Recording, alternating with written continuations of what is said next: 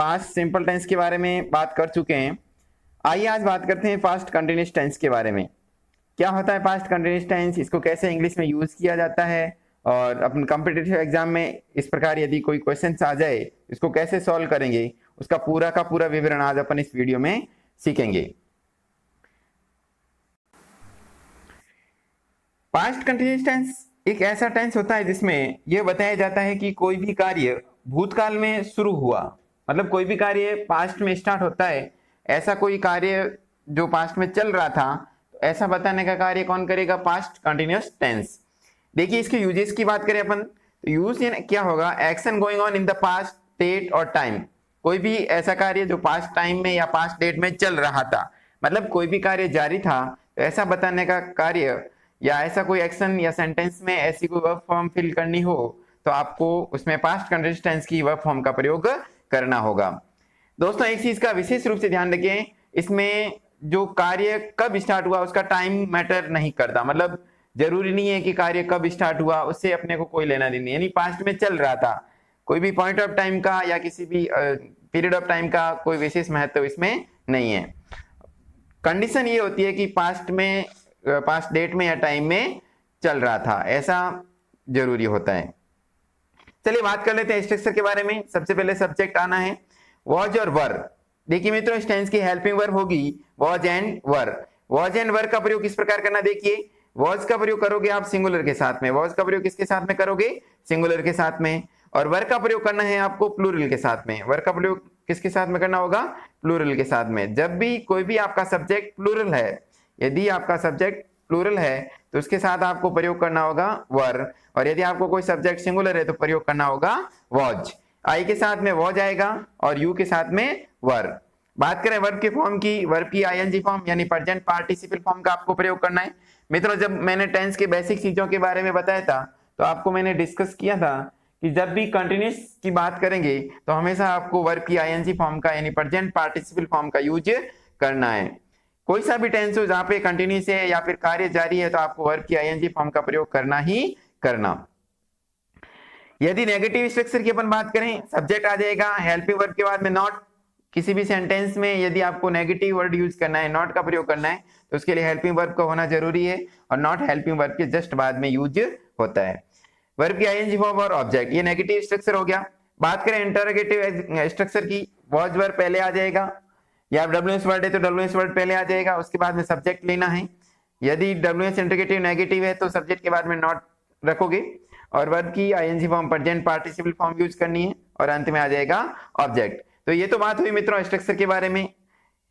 अब बात करें इसके कुछ एडवर्बियल्स, मतलब इस टेंस में कौन कौन से एडवर्बियल्स यूज होते हैं उसके बारे में जानकारी।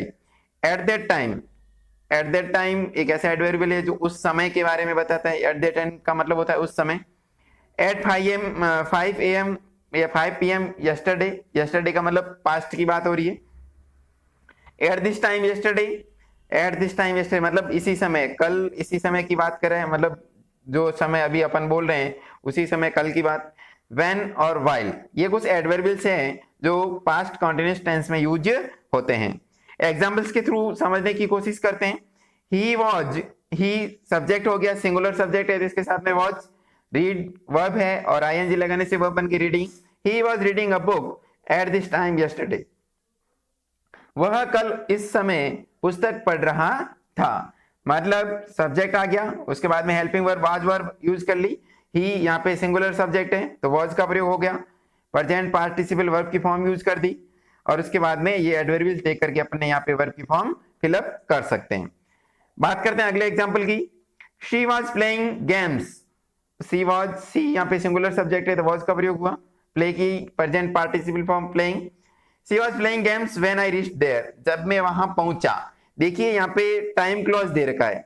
टाइम क्लॉज का मतलब जहां पे आपको ऐसा कोई न कोई निशानी या ऐसा कोई हिंट या क्लूज दिया जाएगा जहां आपको पता चले कि कार्य पास्ट में हुआ है।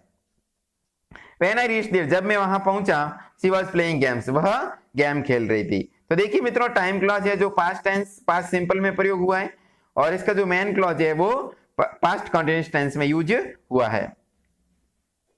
नेक्स्ट एग्जांपल की बात करें। At 9 AM last Monday we were waiting for the class, at 9 AM last Monday, पिछले सोमवार की बात कर रहे हैं। वी वर वेटिंग, वी यहाँ पे प्लूरल सब्जेक्ट है तो उसके साथ में वर्क का प्रयोग हुआ। वेट, वेट की present participle form waiting for the class, हम लास्ट मंडे को सुबह 9 बजे क्लास का इंतजार कर रहे थे। अगले एग्जाम्पल को समझने की कोशिश कर रहे हैं। आई के साथ में वॉज का प्रयोग होता है, मैंने आपको भी बताया। डूइंग, डू की present participle form doing. Nothing at that time, मैं उस समय कुछ भी नहीं कर रहा था। एट दैट टाइम मतलब उस समय। इसके कुछ अदर यूजेस होते हैं, उसको समझिएगा मित्रों। ज्यादातर क्वेश्चंस जो आते हैं इसी यूजेस में से आते हैं, अदर यूजेस में से, तो इसको आप ध्यानपूर्वक समझने की कोशिश करोगे। देखिए क्या, it is also used to show, ये इस प्रकार की कोई चीज को बताने में, इसको शो करने में। कॉन्टिन्यूस एक्शन, कोई भी कार्य जारी, मतलब कोई भी जारी एक्शंस को या कॉन्टिन्यूस एक्शंस को बताने के लिए यूज किया जाएगा। एज ए बैकग्राउंड, मतलब कोई ना कोई कार्य बैकग्राउंड में, बैकग्राउंड का मतलब दो कार्य एक साथ हो तो एक कार्य बैकग्राउंड में हो गया और एक बाद में हुआ। फॉर समथिंग मोर इंपोर्टेंट, कोई भी कार्य एक तो बैकग्राउंड में चल रहा था, फॉर समथिंग मोर इंपोर्टेंट, और दूसरा कोई इंपोर्टेंट कार्य बाद में हो गया। तो ऐसे दो जो कार्य एक साथ होने हैं जिसमें एक तो बैकग्राउंड में चल रहा होता है और एक इंपोर्टेंट कार्य या कोई नया कार्य एकदम आ जाता है, उसके लिए। The new and more important, the new and more important action is expressed, expressed का मतलब है बताना या व्यक्त करना, और सेंटेंस में यूज करना by the past simple tense. Very very important चीज, इस चीज को आप विशेष रूप से समझोगे। The new and more important action is expressed, जो नया काम है या नया जो इंपोर्टेंट काम है, महत्वपूर्ण काम है, is expressed by the past simple tense, और उसको किस में आप शो करोगे? पास्ट सिंपल टेंस में। ध्यान रखें मित्रों, नया काम या नया कोई इंपोर्टेंट वर्क जो बाद में होने वाला कार्य है, या फिर जिसे अपन कहते हैं इंटरप्टेड, इंटरप्टेड का मतलब होता है जो आपको बाधित करे, मतलब कोई आप कार्य करते थे, कर रहे होते थे, या आपका कोई कार्य चल रहा था और उसमें कोई आपको कार्य इंटरप्ट कर दे, मतलब उसमें बाधा डाल दे, तो जो कार्य बाधा डालने वाला होता है उस कार्य को आप पास्ट सिंपल टेंस में ही यूज करेंगे। और बैकग्राउंड वाला कार्य तो चल रहा था, इसका मतलब वो पास्ट कंटिन्यूस होना। इसको मैंने रूल ऑफ थंब के माध्यम से समझाने का प्रयास किया। देखिए, न्यू इंपोर्टेंट या इंटरप्टेड एक्शन, कोई नया कार्य या इंपोर्टेंट एक्शंस, इंटरप्टिंग एक्शंस, मतलब जो कार्य बाधित हो रहा है, जो अपना पहले कार्य चल रहा था, वो पास्ट सिंपल टेंस में, मतलब जो कार्य आपको बाधित कर रहा है, जो नया कार्य है या इंपोर्टेंट काम है, वो पास्ट सिंपल टेंस में शो करना है। बैकग्राउंड, जो आपका कार्य बैकग्राउंड में या पहले चल रहा था, या इंटरप्टेड, जिसको कार्य को बाधित किया गया, जो बाधित करने वाला है वो तो पास्ट सिंपल में, और जो कार्य बाधित हुआ है वो किस में आ जाएगा? पास्ट कंटिन्यूअस में। मित्रों, इस चीज को भी आप विशेष रूप से ध्यान रखोगे, चीजों को समझें तो आपके क्वेश्चंस को सॉल्व करने में आसानी रहेगी। इंग्लिश को पढ़ने का बेस्ट वे यही होता है, आपका माइंड, एनर्जी और एफर्ट, तीनों चीजें एक साथ यदि काम करेगी, चीजों को आप इजीली अंडरस्टैंड करोगे, जो आपके बेसिक कॉन्सेप्ट है उसको क्लियर करोगे, तो आप निश्चित रूप से हर एग्जाम में आपको चीजें बार बार नहीं पढ़नी पड़ेगी। मित्रों, एक बात और बता देता हूं, यदि कोई चीज आप समझ चुके हो वो आपकी जीवन भर, लाइफ टाइम काम आएगी। यदि आप चीजों को रटोगे तो जाहिर सी बात है थोड़े टाइम बाद उस चीज आपके दिमाग से स्लिप हो जाएगी या फिसल जाएगी, भूल जाओगे। तो आपको चीजों को समझना है, कॉन्सेप्ट क्लियर करने हैं, माइंड, एनर्जी और एफर्ट, ये तीनों चीजें, इस चीज को आप विशेष रूप से ध्यान रखें, माइंड, एनर्जी और एफर्ट, तीनों चीजों को आप एक जगह रख करके काम करोगे। बात करें इसके एग्जांपल्स की, इसी को मैंने एग्जांपल्स के थ्रू समझाने की कोशिश किया है। सी वॉज टाइपिंग अ लेटर, वह एक लेटर टाइप कर रही थी। सी सिंगुलर है तो उसके साथ में वॉज टाइप की आईएनजी फॉर्म, जो प्रेजेंट फॉर्म है, मतलब आईएनजी फॉर्म है, जो टाइपिंग हो गई। She was typing a letter when I saw her, जब मैंने उसे देखा, मतलब बैकग्राउंड में काम क्या हो रहा था? She was typing a letter, ये जो है वो मैन क्लॉज है, वो क्या है? Man clause. और ये जो है टाइम क्लॉज। दो प्रकार, मतलब कोई भी सेंटेंस इसमें क्लॉज कितने भी हो सकते हैं, एक से ज्यादा भी क्लॉज हो सकते हैं। तो एक तो मैन क्लॉज होता है, बाकी वाले अलग अलग क्लॉज होते हैं। टाइम क्लॉज होता है, सबऑर्डिनेट क्लॉज हो सकते हैं, मतलब अलग अलग टाइप के क्लॉजेस हो सकते हैं। तो मैन क्लॉज को देख करके आपको वर्ब की फॉर्म का प्रयोग करना होता है। मोस्टली एग्जाम में जब आपका क्वेश्चन आएगा तो मैन क्लॉज में ही आपको वर्ब की फॉर्म फिल कराएगा। She was typing a letter when I saw her, जब मैंने उसे देखा तो वो लेटर टाइप कर रही थी। ये जो आपका बैकग्राउंड वाला काम है ये किस में जाएगा? पास्ट कंटिन्यूअस टेंस में ये जो न्यू कार्य है, इंटरप्टिंग जो एक्शंस है या इंपॉर्टेंट एक्शंस है, इसको आप पास्ट सिंपल टेंस में यानी सी की सेकंड फॉर्म का प्रयोग हुआ है जो अपन पास्ट सिंपल टेंस में पढ़ चुके हैं। इसी सेंटेंस को दूसरे तरीके से भी लिखा जा सकता है, व्हेन आई सॉ हर, जब मैंने उसे देखा, she was typing a letter.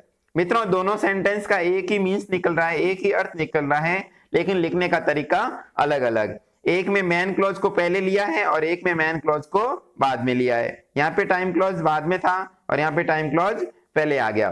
तो मित्रों एक चीज यह भी ध्यान रखें, फाइंड द एरर में आपके पंक्चुएशन एरर का भी क्वेश्चन आ सकता है, जो होते हैं ना विराम चिन्ह वगैरह, उसको एरर का भी क्वेश्चन आ सकता है। उसमें आपको ये चीज ध्यान रखनी होती है, जब टाइम क्लॉज पहले आए, जब किसी भी सेंटेंस में टाइम क्लॉज पहले आए, तो जब टाइम क्लॉज एंड होता है तो वहां पे कोमा का प्रयोग होता है। इस चीज का भी आप विशेष रूप से ध्यान रखोगे। पंक्चुएशंस क्वेश्चंस जो फाइंड द एरर वाले क्वेश्चन होंगे उसमें पंक्चुएशन मार्क्स का भी क्वेश्चन आ सकता है, तो उसमें आप इस चीज का विशेष रूप से ध्यान रखोगे। ऑर्डर कैन बी चेंज, मतलब इसका ऑर्डर भी चेंज हो सकता है, टाइम क्लॉज पहले आ सकता है, मेन क्लॉज भी पहले आ सकता है। यदि एक चीज का विशेष ये ध्यान रखना होता है कि यदि टाइम क्लॉज पहले आ रहा है तो आपको कॉमा का प्रयोग करना होगा। आगे बढ़ते हैं। The accident happen, accident happen घटित हुआ, while it was raining, accident कब हुआ, व्हाइल इट वाज रेनिंग, जब बारिश हो रही थी तब एक्सीडेंट हुआ। मतलब बैकग्राउंड में काम क्या चल रहा था, रेनिंग, ये तो पास्ट की बात है, बारिश हो रही थी और उसके बाद में नया कार्य क्या हुआ, एक्सीडेंट हो गया, तो ये पास्ट सिंपल में चला गया और जो टाइम क्लॉज है ये पास्ट कंटिन्यूअस में। ही लॉस्ट हिज वॉलेट, उसने अपना वॉलेट खो लिया, वॉलेट का मतलब होता है purse. While he was crossing the road, जब वह रोड क्रॉस कर रही थी, रोड क्रॉस कर रहा था तो उसने अपना पर्स खो दिया, तो ये पास्ट सिंपल में आ गया और ये टाइम क्लॉज है जो किसमें गया, पास्ट कंटिन्यूअस में। इसको और तरीके से मैंने डिफाइन करने की कोशिश की, देखिए पास्ट कंटिन्यूअस पहले आ गया तो उसके बाद में व्हेन आएगा, व्हेन आने के बाद में पास्ट सिंपल का प्रयोग करना है। देखिए मित्रों इसको वापस से समझ लीजिए, यदि पहले पास्ट कंटिन्यूअस जो पहला क्लॉज है पास्ट कंटिन्यूअस है तो उसके बाद में व्हेन का प्रयोग करना है और उसके बाद में पास्ट सिंपल का प्रयोग करना है। और दूसरा इसी को आगे बढ़ाते हुए पास्ट सिंपल यदि पहले आ रहा है तो उसके बाद में किसका प्रयोग होगा, व्हाइल का, और व्हाइल के बाद में हमेशा किसका प्रयोग होता है, आईएनजी का। ये रूल्स आप ध्यान में रख सकते हैं, या आपके ये जनरलाइजेशन के रूल है। इस चीजों को आप ऐसे नहीं माइंड में ले लें कि चीजें हर बार यही होगी, ये जनरलाइजेशन रूल होते हैं। किसी भी लैंग्वेज को सीखने का कोई फिक्स रूल नहीं होता, उस ऐसा कोई नियम नहीं है कि इस नियमों को पढ़ लोगे आप अंग्रेजी बोलना सीख जाओगे। कुछ दिनों पहले मेरे पास एक मैसेज भी आया था एक स्टूडेंट का कि सर अंग्रेजी बोलना कैसे सीखें, तो उसका आंसर मैंने यही क्वेश्चन किया था, आप साइकिल चलाना कैसे सीखते हो, गाड़ी चलाना कैसे सीखते हो, खाना बनाना कैसे सीखते हो। मतलब लैंग्वेज जो होती है उसको सीखने का बेस्ट वे होता है किसी को देख करके सीखना, इमिटेशन। मतलब किसी भी लैंग्वेज को सीखने का सबसे अच्छा तरीका होता है इमिटेट करें। जब आप अपन ने जब मदर टंग सीखी थी, मातृभाषा अपनी जो सीखी थी, तो उस सब में अपन ने कौन से ग्रामर के रूल्स पढ़े थे। जब आपने हिंदी भाषा है, जो भी आपकी लोकल भाषा है, चाहे पंजाबी हो चाहे गुजराती हो, तो उस समय अपन ने ये संधि समास ये तो पढ़े ही नहीं थे। मतलब अपने को उन सारी चीजों का नॉलेज कैसे हुआ, उन चीजों को अपन ने नॉलेज इमिटेट किया, उस चीजों को नकल करके जब अपन ने उसको अपन यूज किया तो वो चीज अपने वे में आ चुकी है, मतलब वो उस चीजों को अपन एक्वायर कर चुके, जान चुके। तो उन विद्यार्थी को मैंने यही आंसर दिया कि जब आप चीजों को यूज करेंगे तो आपके दिमाग में वो सारी चीजें अपने आप बैठती जाएगी और ग्रामर के रूल भी अपने आप आपके दिमाग में ऑटोमेटिकली क्लियर होते जाएंगे। तो रूल्स पे ना जाएं, आप रूल्स के बजाय उन चीजों को यूज करें। यदि आप किसी चीज को यूज करोगे, अपने माइंड में उसको सेटअप कर लोगे, बिठा लोगे, तो वो चीजें आपके लंबे समय तक आपके दिमाग में काम करेगी और चीजों को आपको बार बार भी नहीं पढ़ना पड़ेगा। तो बार बार पढ़ने से तो बेटर यही रहेगा एक बार उस चीज को समझ लो, और किसी भी यदि समझे हुए कार्य को आप हर बार कर सकते हो और रटे हुए कार्य को आप बार बार नहीं कर सकते। जैसे फॉर एग्जाम्पल यदि आपको कोई खाना बनाना है तो रेसिपी वाली बुक लेकर के बैठो तो खाना बनाना मुझे नहीं लगता कि आप कर पाओगे। और यदि आपने किसी चीज को देखा है कि खाना कैसे बना रहे हैं तो उसको देख करके आप किसी भी कार्य को इजीली कर सकते हैं। तो लैंग्वेज सीखने का सबसे अच्छा तरीका इमिटेशन, उसको यूज करें। आपको जितनी अंग्रेजी के वर्ड आते हैं उसको यूज करें, अपनी भाषा में अपने लहजे में उसको काम में लें। यदि चीजों को आप काम में लोगे तो वो चीजें आपके दिमाग में ज्यादा समय तक रहेगी, स्थिर रहेगी। वाइल के साथ में आईएनजी फॉर्म का प्रयोग करना और व्हेन के बाद में पास्ट सिंपल। उसके बाद देखिए कुछ अदर यूजेज होते हैं। पैरेलल एक्शन, पैरेलल एक्शन मतलब दो कार्य कोई एक साथ हो रहे हैं, उसे अपन पैरेलल एक्शन की बात करें। ये पास्ट कंटिन्यूअस टेंस के अदर यूजेज की बात कर रहा हूं मैं। पैरेलल एक्शन मतलब कोई भी दो कार्य एक साथ हो रहे हैं ऐसा बताने का कार्य भी पास्ट कंटिन्यूअस टेंस करता है। लेकिन इसमें एक कंडीशन होती है, एक शर्त होती है कि इसमें सेंस निकलना चाहिए, मतलब कोई ना कोई अर्थ निकलना चाहिए। ऐसा नहीं कि वो हंस रहा था रो रहा था, मतलब दो काम ऐसे नहीं कि उसमें सेंस ही नहीं हो। तो सेंस वाले क्वेश्चन जिसमें सेंस निकल रहा हो तो वो पैरेलल एक्शन में जाएंगे और इस प्रकार के क्वेश्चंस में भी आपको पास्ट कंटिन्यूअस टेंस का प्रयोग करना होगा। एग्जाम्पल के थ्रू समझते हैं। She was singing, she singular हो गया, वाज के साथ में आईएनजी प्रयोग हो गया, प्रेजेंट पार्टिसिपल फॉर्म।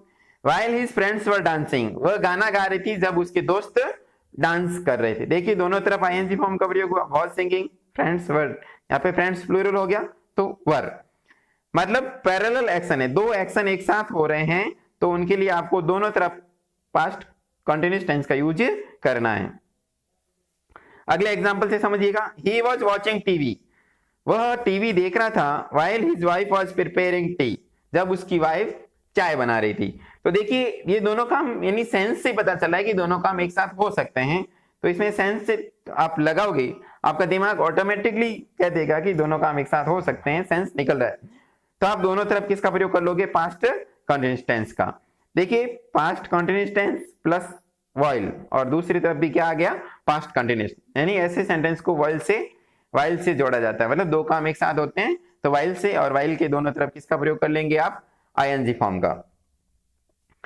यहाँ पे मैं दो क्वेश्चंस के जरिए आपके डाउट को क्लियर करने का, चीजों को इजीली अंडरस्टैंड करवाने का मैं कोशिश करवा रहा हूँ। देखिए क्वेश्चन है आई ब्लैंक स्पेस हर, क्वेश्चन में वर्ब दे रखी, देखिए ऑप्शन में while she was crossing the road. देखिए क्वेश्चंस के जरिए इस एग्जांपल के थ्रू यदि आप समझोगे तो चीजें इजीली आपके क्लियर हो जाएगी। आई blank space her while she was crossing the road. पहला ऑप्शन है saw, have seen, was seeing, were seeing. देखिए मित्रों जब मैंने कंटीन्यूअस टेंस प्रेजेंट कंटीन्यूअस में बताया था तो उस समय मैंने नॉन कंटीन्यूअस वर्ब के बारे में भी डिस्कस किया था। नॉन कंटीन्यूअस वर्ब मैंने डिस्कस की तो उस समय बताया था सी भी एक ऐसी वर्ब होती है जिसकी कभी भी आईएनजी फॉर्म नहीं होती। तो वर सीइंग नहीं हो सकता, वाज सीइंग भी नहीं होता, हैव सीन नहीं होगा क्योंकि एक तरफ क्या आ रहा है? आईएनजी आ रहा है, एक तरफ आईएनजी आ रहा है तो इसका मतलब पास्ट कंटिन्यूअस आ रहा है, तो या तो पास्ट सिंपल आएगा या फिर पास्ट कंटिन्यूअस ही आएगा। ये चीज आप एक रूल्स भी बना सकते हैं कि एक तरफ यदि पास्ट कंटिन्यूअस का प्रयोग हो रहा है तो दूसरी तरफ या तो पास्ट सिंपल आएगा या फिर पास्ट कंटिन्यूअस आएगा। तो हैव सीन भी नहीं आ सकता, तो क्या आ जाएगा? सॉ, क्योंकि सी की आईएनजी फॉर्म नहीं होती। तो इसका सही ऑप्शन क्या राइट हो जाएगा? ए। सेंटेंस बन जाएगा I saw her while she was crossing the road. मैंने उसको देखा जब वह रोड क्रॉस कर रही थी। अगले एग्जांपल से समझते हैं। He blank space while the teacher was speaking, he blank space while the teacher was speaking. देखिए टीचर वाज स्पीकिंग, टीचर बोल रहा था। तो दो ऑप्शन मैंने रखे यहाँ पे, स्टूड अप और was standing up. Stood up का मतलब है खड़ा होना, वाज स्टैंडिंग मतलब ऐसा तो कोई सेंटेंस हिंदी में भी नहीं होता कि खड़ा हो रहा है, खड़ा हो रहा मतलब खड़ा होने में तो कुछ टाइम भी नहीं लगता, खड़ा हो रहा है ऐसा कोई सेंटेंस बनता ही नहीं है। तो इसमें भी सेंस डेवलप हो रहा है, ऑटोमेटिकली सेंस आपका काम करेगा कि यहाँ पे स्टूड अप आएगा, स्टैंडिंग अप नहीं होगा क्योंकि खड़ा हो रहा था, खड़ा हो रहा था, इसमें कोई टाइम नहीं लगता। तो सेंस की बात इसमें होती है, इसमें सेंटेंस में क्या भरा जाएगा? ए। ही स्टूड अप, वह खड़ा था, while the teacher was speaking, वह खड़ा था जब टीचर बोल रहा था। तो ये बात थी पास्ट कंटिन्यूअस टेंस के बारे में। मैंने पूरा प्रयास किया आपको इजी तरीके से और पूरे कॉन्सेप्ट को बताने का। तो अब कुछ मैं एक्सरसाइज आपके सामने दे रहा हूं। मित्रों पिछले वीडियो में मैंने देखा था बहुत सारे मित्र उसका आंसर देते हैं और गलत होता है तो उसका कोई रिप्लाई, या ज्यादातर विद्यार्थी ना एक्सरसाइज को अटेम्प्ट भी नहीं करते हैं। मित्रों क्वेश्चंस देना, क्वेश्चंस का आंसर देना आपका फर्ज, बिल्कुल आपको ट्राई करना चाहिए कि मैं ज्यादा से ज्यादा क्वेश्चंस जो है एग्जाम्पल्स को करूं, एक्सरसाइज करूं, एग्जाम्पल्स लूं। इस प्रैक्टिस करने से लैंग्वेज इजीली समझ में आती है, मतलब जितनी ज्यादा आप प्रैक्टिस करोगे उतनी ज्यादा आप लैंग्वेज को सीख पाओगे। किसी भी कॉन्सेप्ट को क्लियर करने का सबसे अच्छा तरीका क्या होता है? प्रैक्टिस करना। चीजों को जब आप प्रैक्टिस करोगे, रेगुलर यूज करोगे, तो वो चीजें आपके दिमाग में स्थिर हो जाएगी। तो मैं आपके सामने यहाँ पे 5 क्वेश्चंस दे रहा हूँ। इन 5 क्वेश्चंस को आप सॉल्व करोगे। कमेंट बॉक्स में आप सभी के मैं आंसर्स के वेट करूंगा। मित्रों, क्वेश्चन नंबर लगा करके 1 2 3 4 लगा करके सारे के सारे आंसर सभी विद्यार्थी टाइप करके देखोगे। मैं मेरी पूरी कोशिश करता हूँ कि सभी विद्यार्थियों के कमेंट्स का मैं आंसर दूं। जो आपने गलती की है उन गलती को सुधार करके मैं सही करवाने का प्रयास करता हूँ। आप लोग ना गलतियों से डरे ना, गलती होती है। जब आप किसी चीज को सीखोगे, गलतियां करोगे तो ही आगे बढ़ पाओगे। गलतियां होना इंसान का स्वभाव है। यदि आप गलतियों से डरोगे तो आगे ही नहीं बढ़ पाओगे। तो गलतियों को सुधारें और एक्सरसाइज को, प्रैक्टिस को करना जारी रखें। पहला क्वेश्चन है, the players were playing when the storm. Storm का मतलब होता है तूफान या आंधी तूफान, और वर्ब दे रखी है कम। देखिए इसमें कौन सी वर्ब की फॉर्म आएगी, उसको आप फिल करोगे। अगला क्वेश्चन है, वन ऑफ माई फ्रेंड्स, मेरा एक दोस्त, रीड वर्ब दे रखी है, इसकी आप वर्ब की फॉर्म देख करके यहाँ पे भरोगे। English at 10 PM last Friday. One of my friends blank space, read verb दे रखी मैंने, इंग्लिश एट 10 PM यस्टरडे। अगला क्वेश्चन है, व्हेन आई, सी दे रखा है, वर्ब दे रखी है सी, हर, सी ब्लैंक स्पेस देकर के प्ले वर्ब दे रखी है, ludo with her sister. When I blank space her, she blank space ludo with her sister. ये तीसरा क्वेश्चन है। बात करें चौथे क्वेश्चन की, last night just as we, जैसे ही या ज्यों ही, लीव वर्ब की फॉर्म मैंने यहाँ दे रखी है लीव, जो आपको यहाँ पे फिल करनी है। For the cinema some friends called on us, तो यहाँ पे कौन सी फॉर्म आएगी उसको भी आपको फिलअप करना है। और लास्ट क्वेश्चन मैं दे रहा हूँ हिंदी में, और उसको आपको इंग्लिश में ट्रांसलेशन करके भेजना है। मेरी कोशिश ये रहती है कि हिंदी का जो सेंटेंस है थोड़ा सा मतलब अपन जिस वातावरण में रह रहे हैं उसी से वातावरण से रह करके उठाएं, ताकि उन सेंटेंस को अपन अपनी मातृभाषा में, अपने डेली रूटीन में बोलने का प्रयास करें तो भी वो काम आएगा। इसलिए सेंटेंस लिया है, कौन हंस रहा था जब मैं यहाँ आया। इस सेंटेंस की आप अंग्रेजी बना करके कमेंट बॉक्स में टाइप करेंगे।